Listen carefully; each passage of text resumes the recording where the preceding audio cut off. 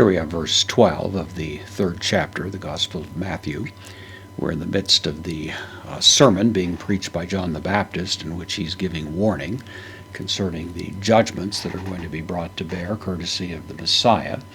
We begin with the relative pronoun who. This is in the genitive singular, so we render it of whom. Then to, the article here, the neuter singular nominative, so to, the, and then tuon.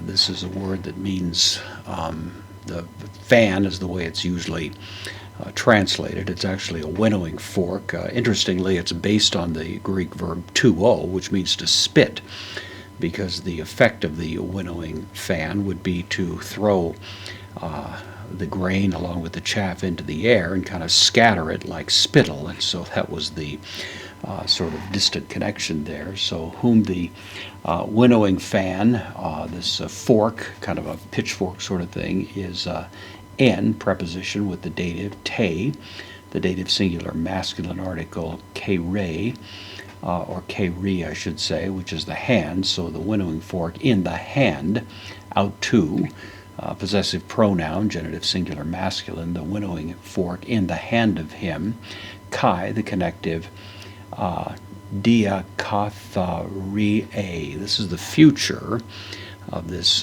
contract verb. Katharizo, means to cleanse. Diakatharie would be the idea of cleansing thoroughly.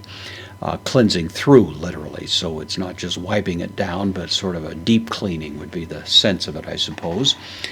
So the winnowing fan is in his hand, and he will, future here, he will cleanse, then tain halona. Halona is the word for floor, but not an ordinary floor. It's the floor that would be used in a granary. It's the idea, so it has a special purpose of being involved in this kind of winnowing process. And then again, the same connective, or the same possessive pronoun in the floor of him, kai sunagze, from sunago, to gather together, synagogue, the noun form of that, a synagogue.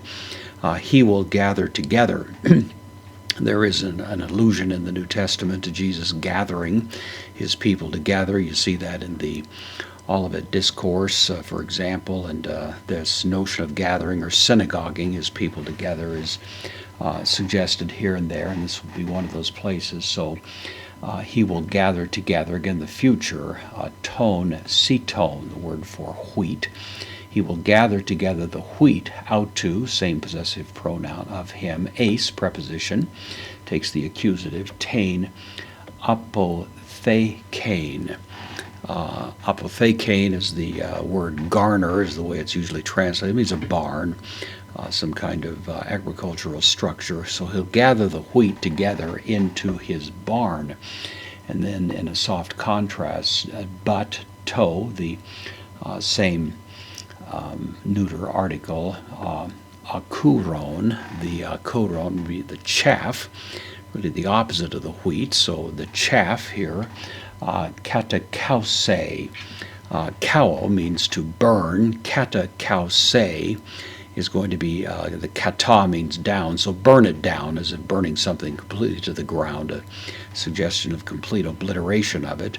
The chaff will be burned down, future here for the sign of the future, the sigma, will be burned down, and then by means of, this is the dative of means, puri, is the word for fire, pyromaniac, for example, an English derivative of this. And then asbesto. Asbestos, of course, we get our English word of the same pronunciation directly from this. It means unable to be quenched. Of course, asbestos cannot be burned. That's why it has been used in the past. Not so much these days, of course, for building, because it was not something that was susceptible to being burned. So it's fire and then an adjective here, unquenchable. So the idea is that this one, the Messiah, is ready to do his work. The axe was laid to the root of the tree. One more chop, maybe two, the tree comes down.